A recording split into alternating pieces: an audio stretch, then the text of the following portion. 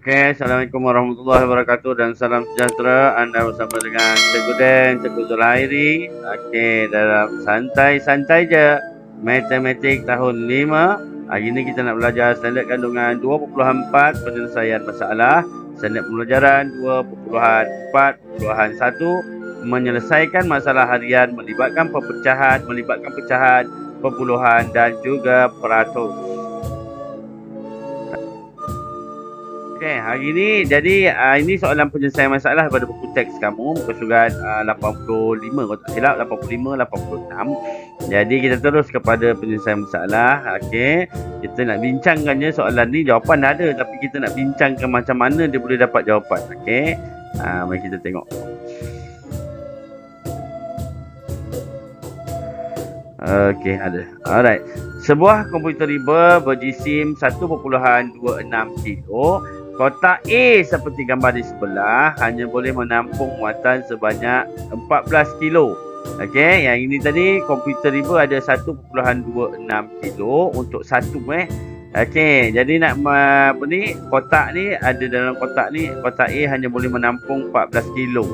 Bolehkah kotak tersebut menampung jumlah jisim 12 buah komputer riba yang sama? Jadi kita kena fahamlah apa yang dia nak. Okey, dia tanya muat tak kalau 12 ni, bukan muat. Boleh tampung tak 12 komputer riba dalam kotak ni? Sedangkan kotak ni hanya boleh muat 14 kilogram sahaja. Mari kita tengok, fahamkan apa soalan dia nak.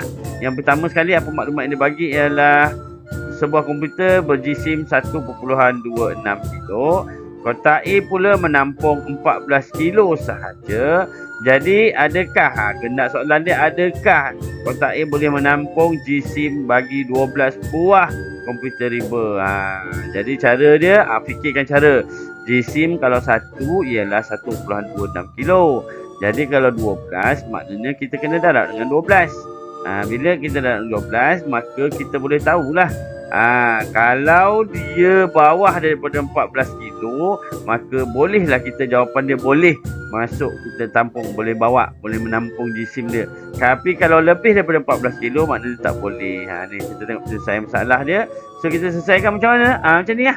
Okey, tukar bentuk lazim. Ni darab 2 digit, ada rumah hantu. Dia buat macam ni. Kalau cikgu kan buat kotak, buat rumah hantu kan.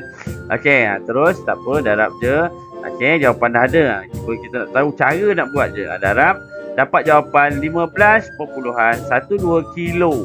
Nampak? 15 kan? 15. Jadi kotak ni 14. Jadi jawapan dia tak boleh. Okey, tak boleh mencongak-congak je. Kena kira dulu sebab dia hampir-hampir ni. Tak boleh. Okey, ni untuk cara semak semula. Dah dapat jawapan, kita bahagikan. Untuk cara ni lah. Tapi kalau dalam matematik nak jawab periksa, semak ni jadi lambat lah. Kecuali kalau soalan-soalan susah, elok kita semak. Okey, jadi ini soalan kedua. Berpandu pada jadual di sebelah, pilih jenis kotak yang sesuai. Jadi kat sini ada kotak P 10 kilo, kotak Q ada 10 hingga 20 kilo. Kita ada 15.12. Allah, tulisan 15. Pen cikgu ni tak smooth lah. Okey, perpuluhan 12. Jadi lebih daripada 10 kilo. Jawapan dia kotak Q. Okey, boleh Okey, kita tengok pula soalan.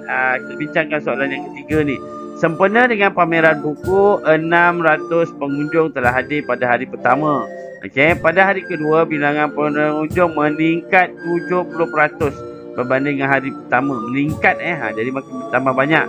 Berapakah jumlah pengunjung pada hari kedua? Tengok cara penyelesaian yang dibuat oleh dalam buku teks ni. Okey, dia tahu bilangan pengunjung ialah 600. Jadi peratus kunjungan 100%. Sebab tak ada perbandingan mana-mana.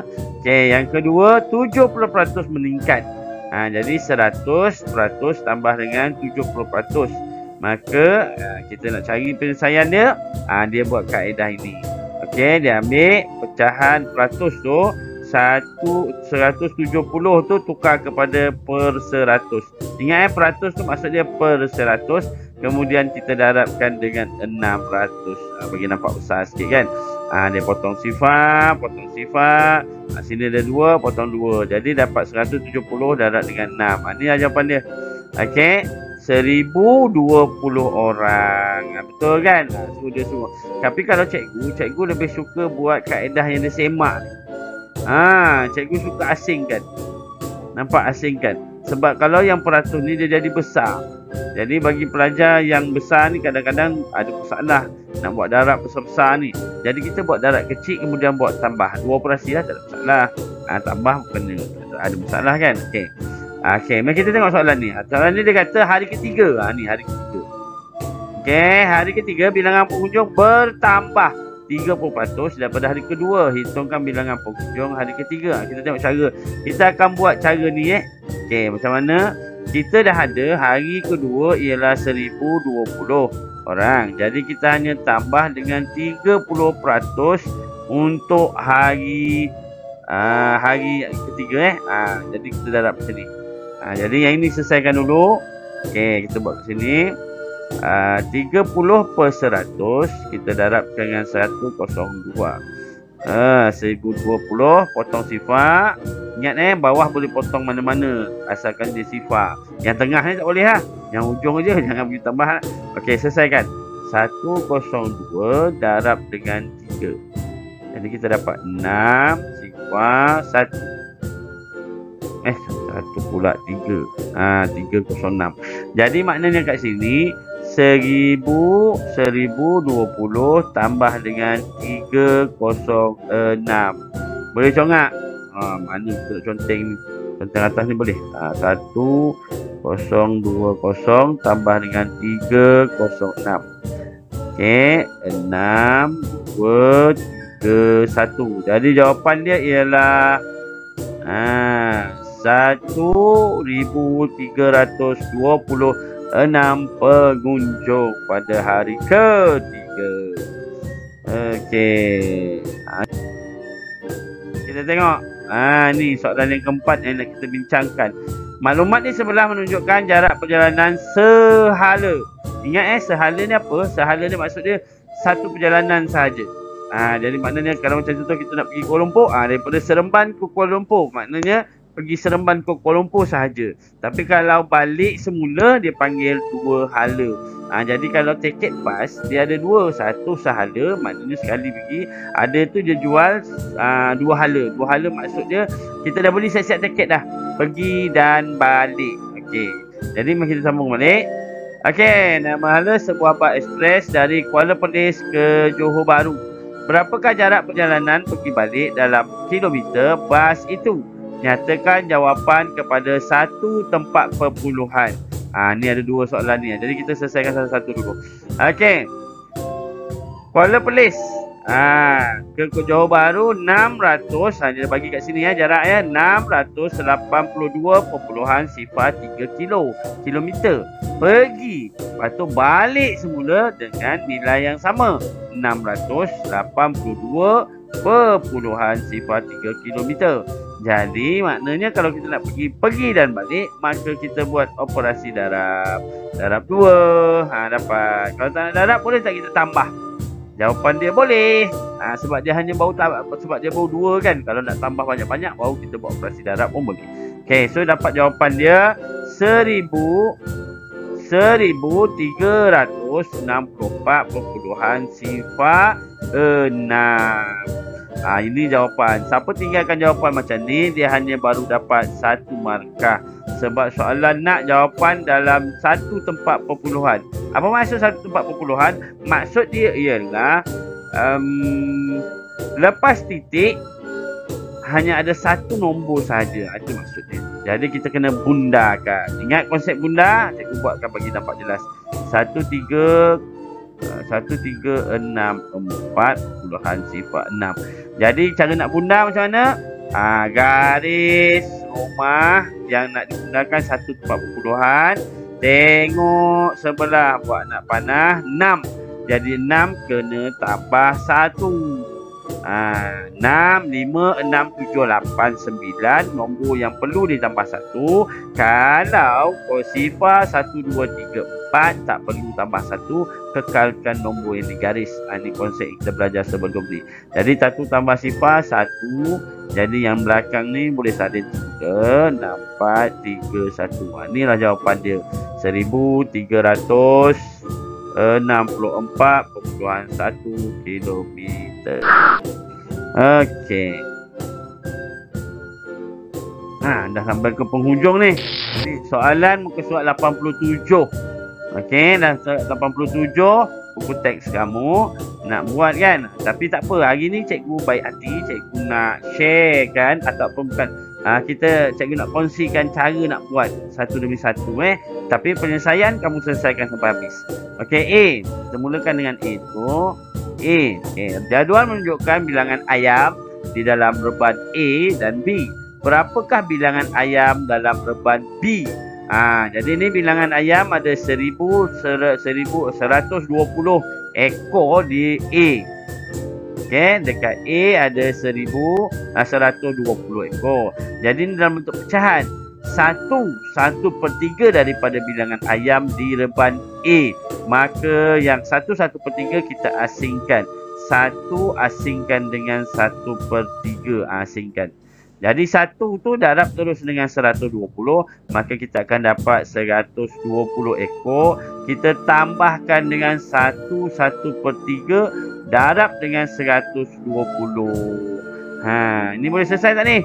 1, yang ini kita selesaikan yang ini dulu Kita selesaikan yang ini dulu. 1 darab 1/3, atas darab, bawah bahagi. Jadi ni 1 ni boleh abaikan. 12 dengan 3 boleh potong ni. Berapa ni? Tambah sifar je.